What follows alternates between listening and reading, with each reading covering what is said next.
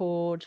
Now, just to for our attendees, this will record Julie and myself as the video, and obviously none of you will appear in the recording. Yeah. Thanks, Julie. That's okay. So do you want me to go back a little bit? Do you want me to repeat, Leanne? Continue. Continue. Okay, no worries. Yep. So in Ethiopia, it's a nomadic people, and so they're always wandering. So it's a difficult country for our partner that she will work. Valerie Browning is an Australian midwife who probably went to Ethiopia about 40 years ago. Amazing woman. Her whole family were missionaries, but she works there. She's married to an Ethiopian clansman, and she runs Afar Pastoral Development Association. Beautiful woman. So when we were in Ethiopia in 2010, Valerie on the lower left, she had been running and still does run our health extension workers training program. They're 2-week programs. So the birthing kits are just one aspect of what we do. And over the years, we've run more than 60 community development programs because it's all about education. So if you educate the women, they learn so much more. So this is under a tree in a place called Dagobah in the middle of the Afar region of Ethiopia. The woman on the top right is called Muhammad Ali, and she is a birth attendant who for 30 years carried out female genital mutilation, and that was part of her role in the community. We in no way judge her or anything like that, but it's all about education. And Muhammad was never going to change her behaviour. However, she decided to join one of our training programs. And I asked her afterwards, she said that she had stopped FGM. And I said, what was it that made you want to change? And the 2-week program is so detailed, it goes down to even the basics of blood and anatomy and all of that, the detail that the women get. And she said to me, it was like seeing for the first time with my eyes open. It was her first education program she'd ever been to in her whole life. Totally illiterate, yet intelligent, articulate woman. And once she knew the damage that was being done by FGM, she changed totally. And she's one of the advocates now for the community there. There they are together, Muhammad Ali and Valerie Browning. This is Dr. Luke Mulamalumba Masururu, those who know him. So he's our main partner in DR Congo. Just to let people know that I was a project administrator for the Birthing Kit project for the first 9 years, from when it started until about 2008, when we finally could bring in a part-time project administrator. So at that time, we had over 50 partners in 30 countries. So it was an extensive job. So, but I got to know the partners really well. One of the joys was I really got to know the partners well, and I got to know Dr. Luke Mulamalumba and DR Congo well, to the point that I'm now on a committee, I chair a committee that actually supports all of his program and work in Congo. This picture is of traditional midwives and, no, not traditional, this of training midwives and nurses at Dr. Luke Mulamalumba's hospital in DR Congo. There's Jenny Weaver, who was the chair of the Birthing Kit Foundation, me, who's on the board. Jenny Weaver is also treasurer for our Support DR Congo Association, and I'm the chairperson. So we have this little synergy of roles that we have. We were there in DR Congo in October, November last year, before the war started. It was relatively safe, but in all honesty, we travel with armed guards everywhere we go in DR Congo. So do you need them? We've never had to show that we needed them, but we always felt much more comfortable having them with us. So this is at the Luvungi Hospital, and we have a training program there, and we train midwives and nurses. And just to let you know, we have qualified 70 midwives and nurses so far to go into the remote areas right across DR Congo. And the idea is, that's part of your end game, is if they've got plenty of midwives and nurses in every community, then we shouldn't have to supply birthing kits. Theoretically. I can't hear you, Leanne. This is a picture of the, It's not saying much. I'm just amazed. Can you imagine this started as a little project oh, inside the Zonta Club of Adelaide Hills? And look at the pictures. Look at where this is at today. huge, I'm isn't just it? amazed, Julie. Please continue. And you know, we would never have thought when we made those first kits, you just have this little dream of this little idea, you would never know where it would grow to. So it has grown amazingly. These are two, a midwife and a nurse, who are, this is how they work. They're in the remote areas.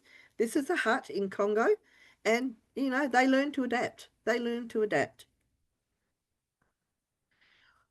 This is a the pygmy population are probably the most um, po impoverished people in Congo, so much so that the other people won't hang around them at all. They won't even communicate with them because they smell so badly, because they're part of cultural is they never have wash. They never clean and they never wash. They've got water, but culturally they've never cleaned and never washed. So they're very smelly. And one of the first things they do when they have a birth attendant training program, they learn about washing and the importance of hygiene and the first stages of hygiene. And day two, they rock up at their training program, and they've all washed, and they're all clean, and they're all ready for their first day of their full training. And it makes quite a difference to them socially that they are respected and more accepted by the rest of the African community because they don't smell anymore. This until 4 or 5. This is the standard home for pygmies. The one on the left, I've seen an elderly pygmy woman sleeping on the dirt with just leaves on top of her. That was her home. That's all. No mattresses, no nothing. The one on the right is a much more extensive, fancier, still just dirt floors. So we did a training program with the Mulungi pygmies in 2008. And with that training program, we also provided $3,000 towards microcredit projects. And Mission and Healthcare and Development, our partner there, was in the mountain. This is a 2-day walk up the side of a mountain to get to this village. And they trained the people. They had a choice on what they wanted to do, and they picked all different microcredit projects they'd like to do. And then they helped them. They come back a month later, and they leave them to see how they go.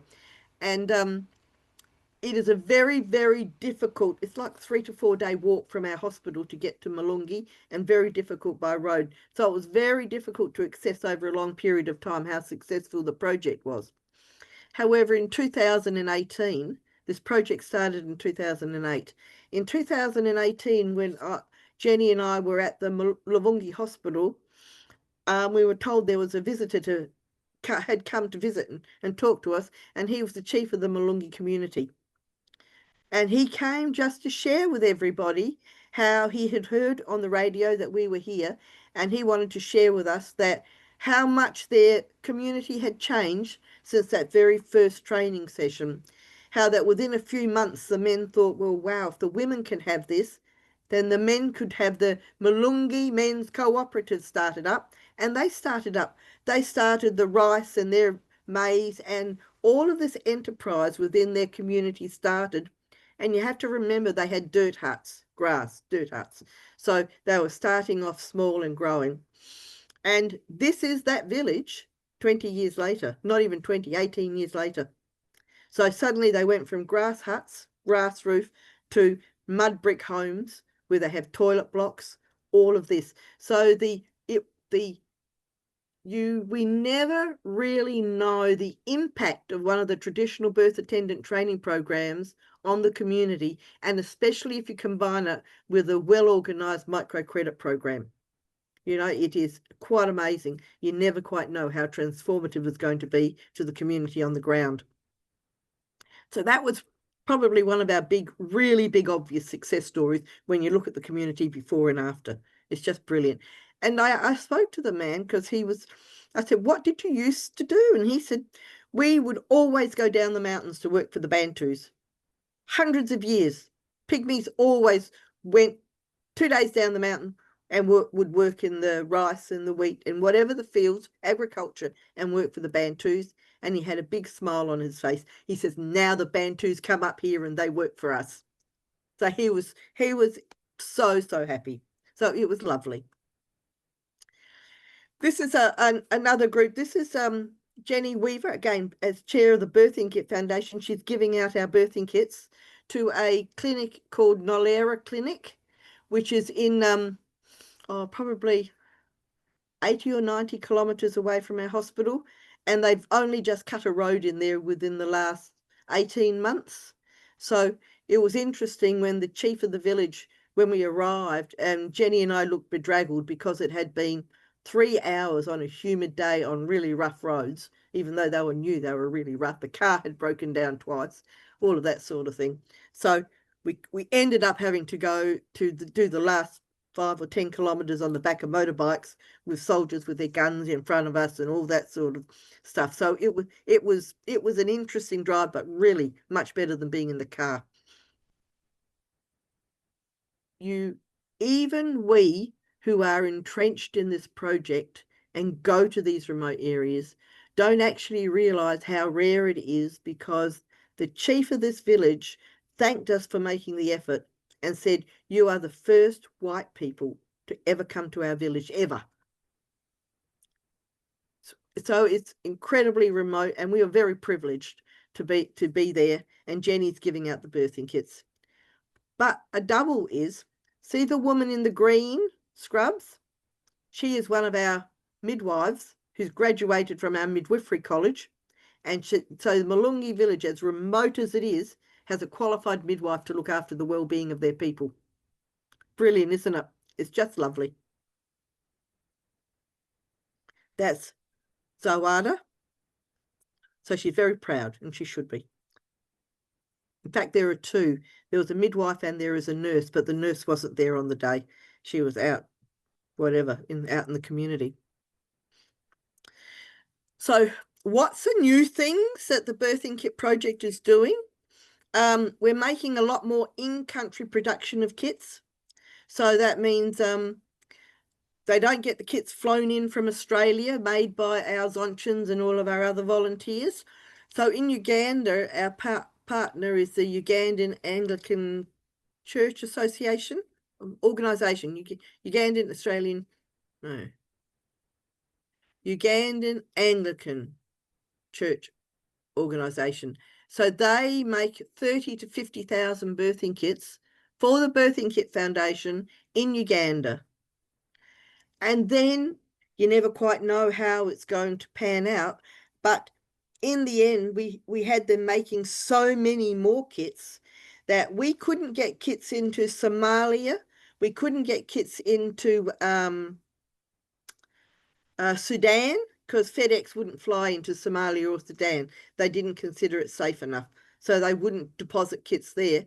However, Uganda is near those two countries, and we now have those kits transported from our place where the kits are made in Uganda to the border of Sudan, and they're picked up by our partner in Sudan. Then they go to Somalia and they're picked up by the partner in Somalia. So in these areas of war and hardship where you really need a lot of help for the women and the children, there are birthing kits, many, many birthing kits going into that country. They could have triple the amount, but you have to work out how many can you afford to make, because all the kits that are made in country aren't funded by a Zonta club. They're not funded by Australian. We actually have to find those funds independently, the Birthing Kit Foundation, and we have really good partners who fund these programs. DR Congo, this is with Dr. Luke Mulumba. He's distributed over 200,000 of our birthing kits into some of the most remote areas and war-torn areas in Africa. And I remember traveling with him down along the main, there's only one road on that whole eastern side of Congo, one bitumen road. And we were traveling in it, and Luke leaned over my shoulder and he said, "Julie, you look as far as you can see in any direction of the Mutumba Mountains and the Ruzizi Mountains. Keep looking," he said, "and your birthing kits go into the most remote villages and communities as far as you can see across those mountains." So it's really lovely when you know that you have reliable partners who carry out their work and do it really good. You know, so it's a huge amount of effort on their part. And Ethiopia, they distribute the kits through Valerie Browning, through APTA. We've had a lot distributed through the Hamlin Fistula Hospital in the past and all of that. So, but we're working on more in-country kits, and we're enabling that process to happen by getting more donations from bigger organisations, bigger foundations to help fund them. And also when we have bigger numbers of kits going, we can actually send them for a big program in a container. It's a lot cheaper to send our birthing kits in a container. You know, I think our last container left in May for Congo, and it had 26,000 birthing kits in it. And they paid nothing for that transport. And if they had to pay for it, it would have cost us about $32,000. So the difference is huge. So we are doing a lot more transport in a container.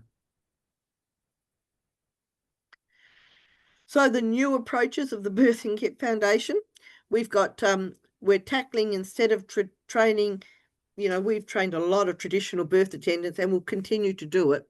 But we're now approaching, because we have organisations like Dr. Luke, who's got the Great Lakes Midwifery College in Congo, and a few other, there's the Aden Hospital in Somalia, they've got a midwifery training there. We are now putting the funds that come in from corporates, we're putting a lot of that money now into training professional midwives and nurses. So we're, you know, the final detail of it is in the process of happening now, but we will hopefully be able to train, maybe qualify at least 20 midwives a year. So that will be brilliant. That's our end game, to be able to leave eventually, is to be able to train those people to look after themselves. Sustainable healthcare. The no kit option that you see there is, you know we supply probably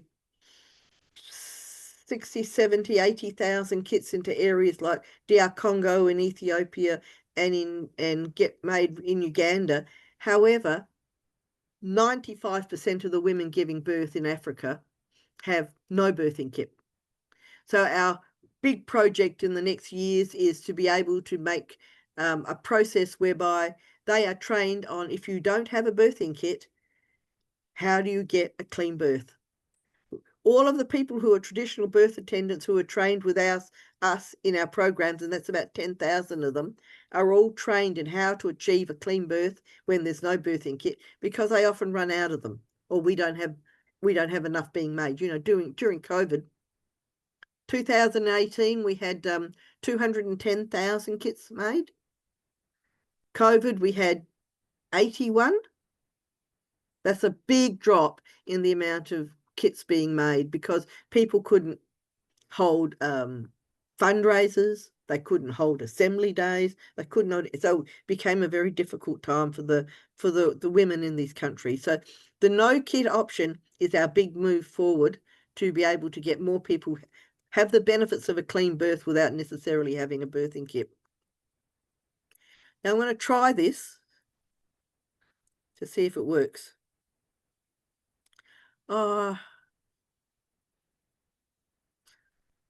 When we have traditional birth attendant training programs, one of the big things that we do, especially in Congo, is we ask that they form midwifery clubs, women's clubs. So if you've got 100 traditional birth attendants, you might get 5 midwifery clubs set up. And the idea is every once a fortnight to once a month, they all get together and they work on what problems they have. They problem solve them. They have microcredit projects. They problem solve what issues they have there. So they become the strength of people within a community. And there's this woman, Esperance, who I spoke to in Congo in October. And this was an interview with her talking about her microcredit project. So why I think it's very important to, not very important, but it's interesting to watch this video, is that you start off with a woman in a village and they're all illiterate, but they don't have a lot of strength training on how to be leaders. And 15, 20 years later, they are the leaders of the community. And she was powerful. She'd make any Zonchan proud. Hang on, I'll go back.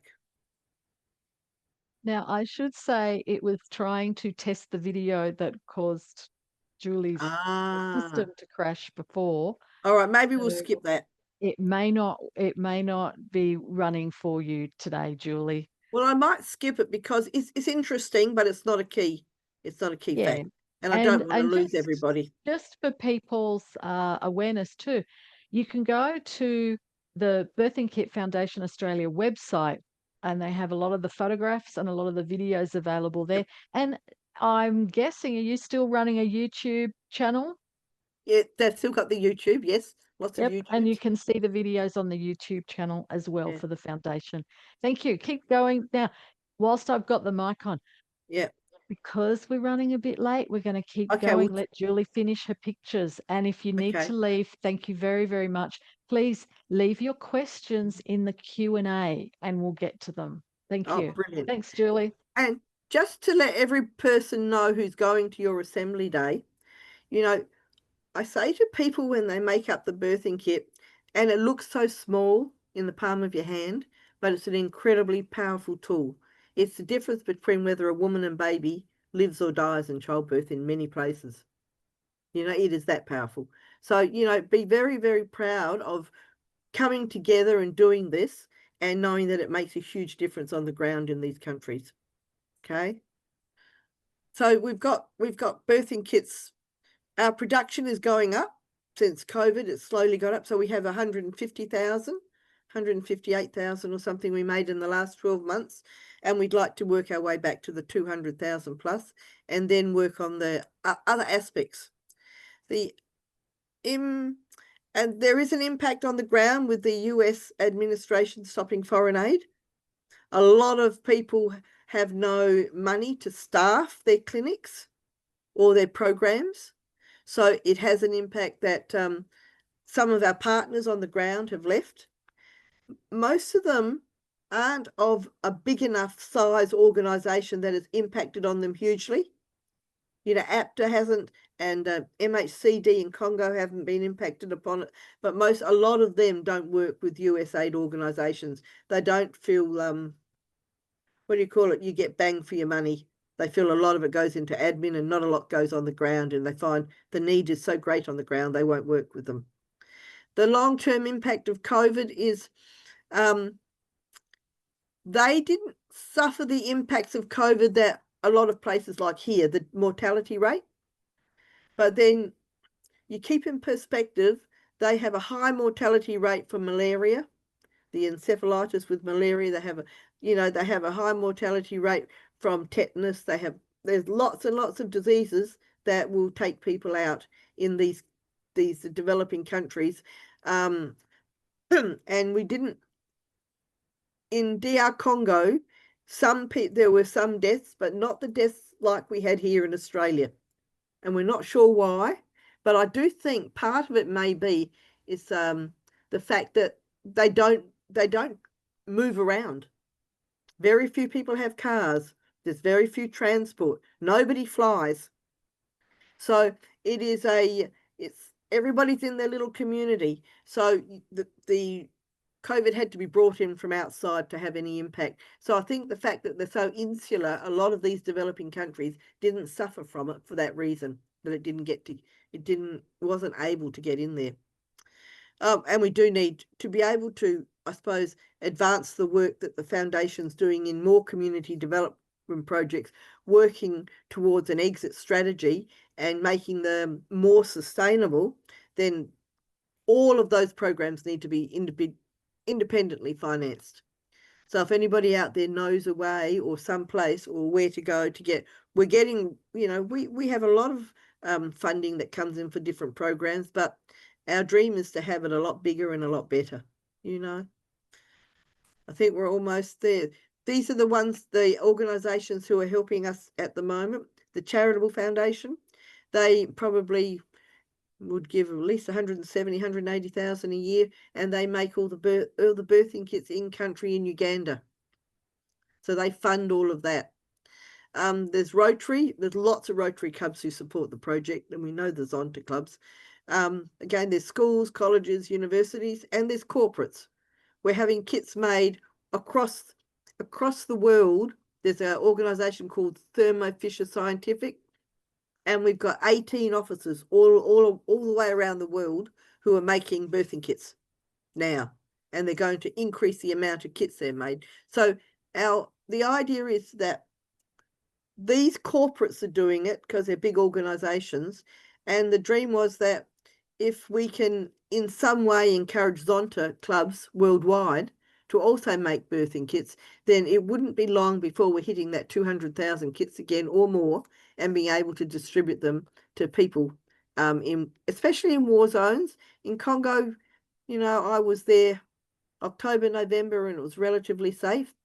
And we've got a hospital, the Luvungi Hospital, that I chair the organisation that helps run that.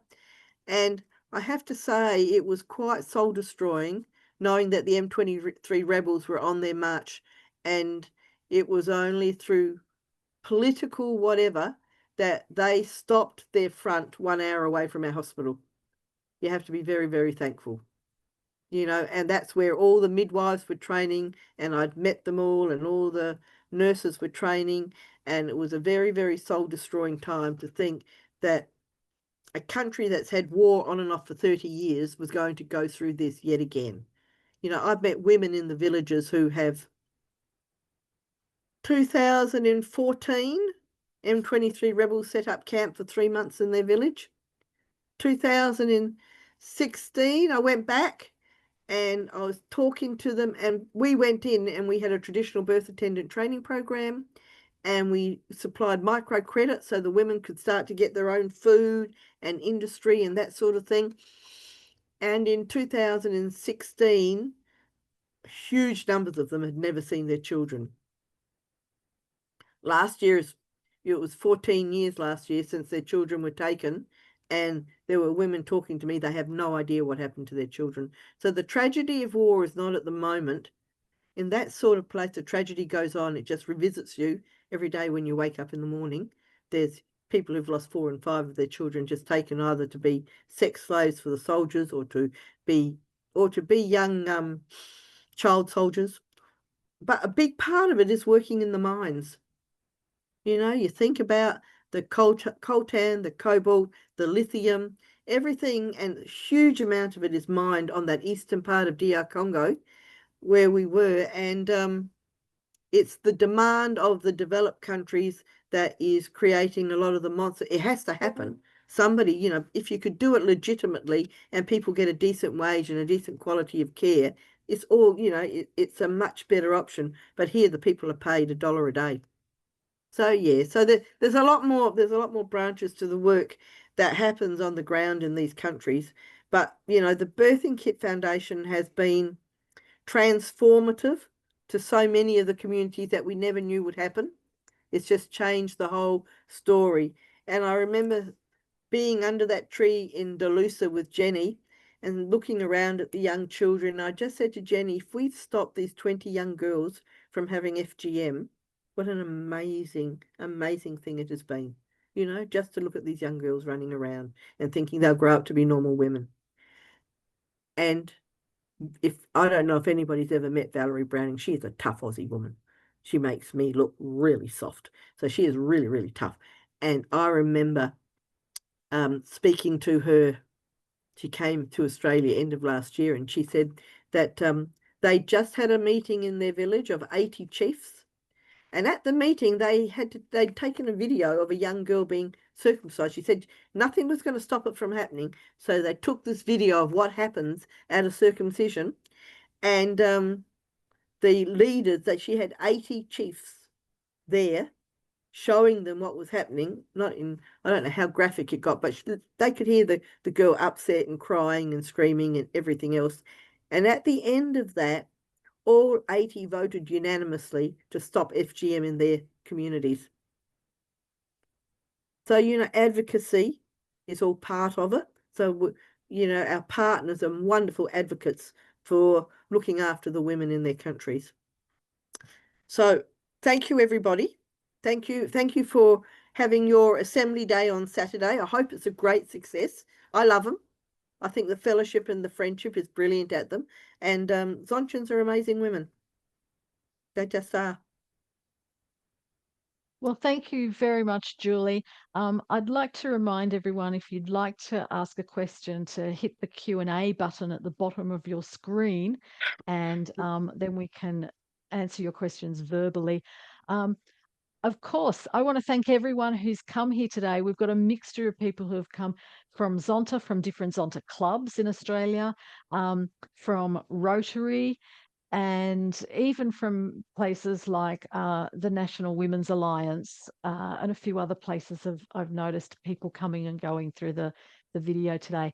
So we're sharing the story of the birthing kits and the great impact that they can make. But as you said, the unintended positive consequences Mm. that your work, the work of the foundation, the work of everyone here in this room packing kits, you're all holding hands, part of the chain, helping make it come to life for young women. I do want to thank the people who, in coming here today, made a donation towards us buying the birthing kits. Each kit costs $5. And so we've had some donations come through that will enable us to continue buying the kits so that Julie can get back up to that 200,000 a year Yeah, figure it would be that brilliant. she's after. And certainly my club is going to aim to try to get to its pre-COVID figure again one It'd be day. brilliant.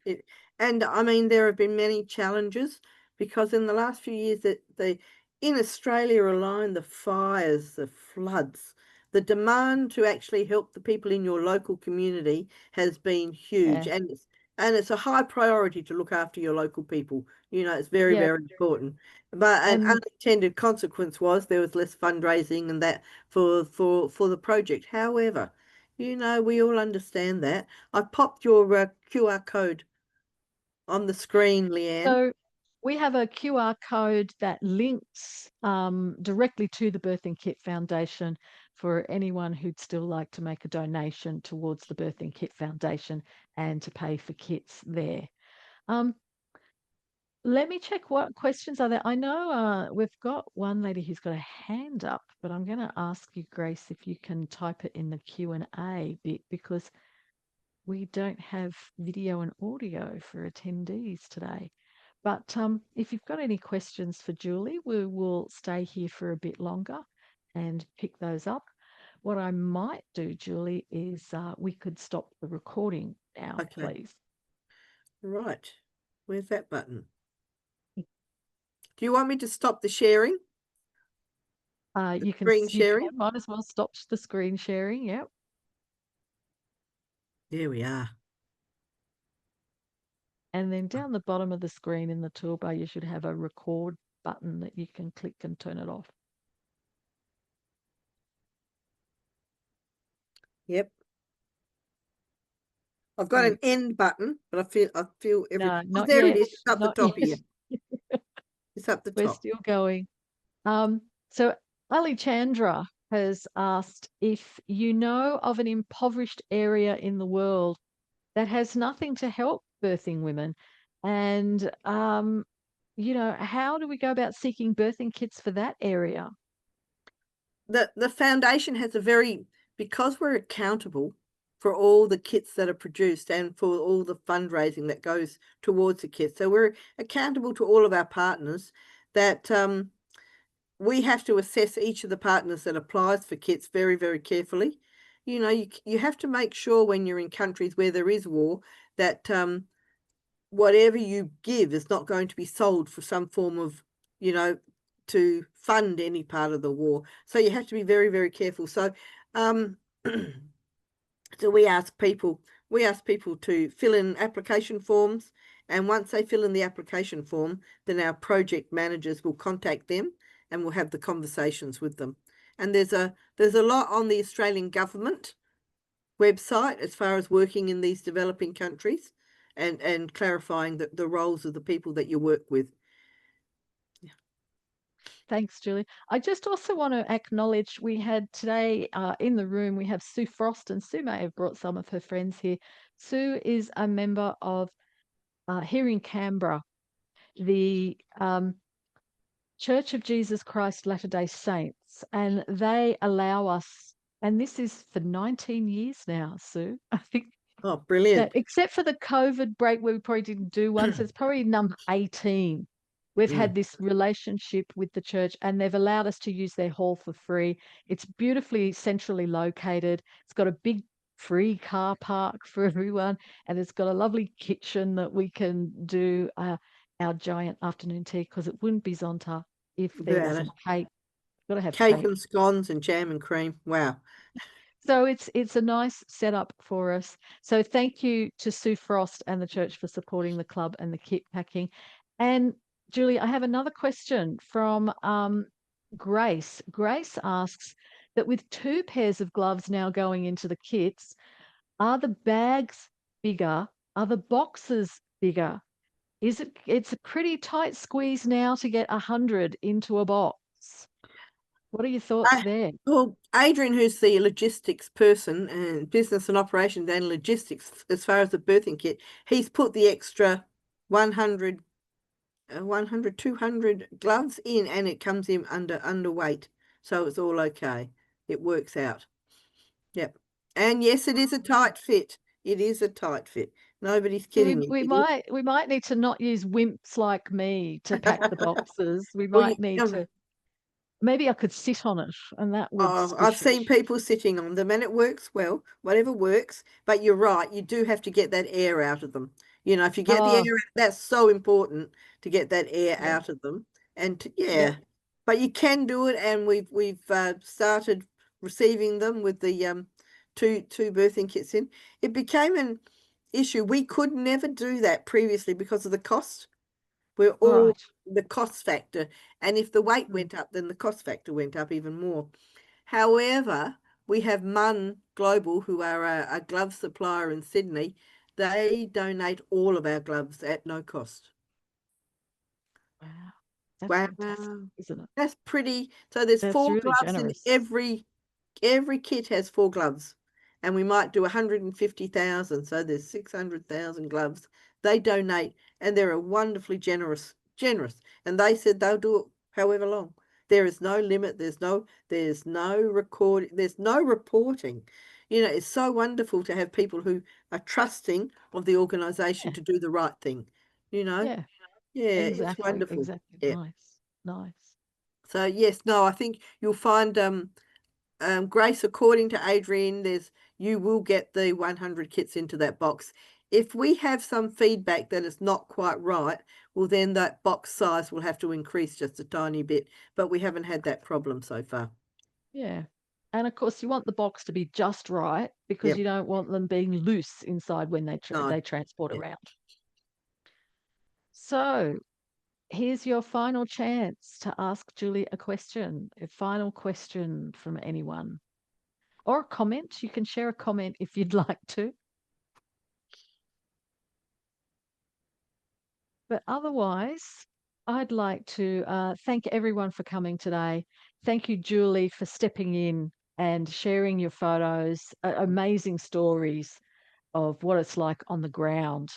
Um, and, it's very humbling. It's very humbling to Yeah. think about the comfort that I have here in Australia And, compared to where these birthing kits go, and the fact that they're saving lives yeah. for women and And children around the I, world. I do say to people, if you want to join an organization that makes a difference, you join Zonta. If it wasn't for Zonta, we would never have started the Birthing Kit project. I wouldn't be chairing a Congolese organization on the ground that's making huge differences. So Zonta has been the core contact. So if you think this, you want in any way to meet with people who do this bigger thinking, then Mm. you join Zonta. Yep, that's carries through for all of us in Yeah, Australia, it does, doesn't it? doesn't it? And I've been, around the world now. yeah, 38 years I've been a member and I've just love it. Well, perhaps we will see you and some of the people who are finishing up here, still here, in Vancouver, Canada I'll be next year, there. I'll be there. showing off your birthing kits once I'll be again. there. Don't you worry. I will be there, already organized, ready to do it. I love it. International convention, and we can continue to sell the birthing kit idea Yep. uniquely out of Australia to the rest of the Zonta world. Yep. So thank you very much, Julie, and thank you to everyone. I think it's probably time that we end the session today. And we're so pleased that this happened and that we've been able to let people know what happens to the kids once they leave Australia. Thank you, Leanne, for asking me. It's been a Thank privilege. you. Thank you. Thank you, everyone.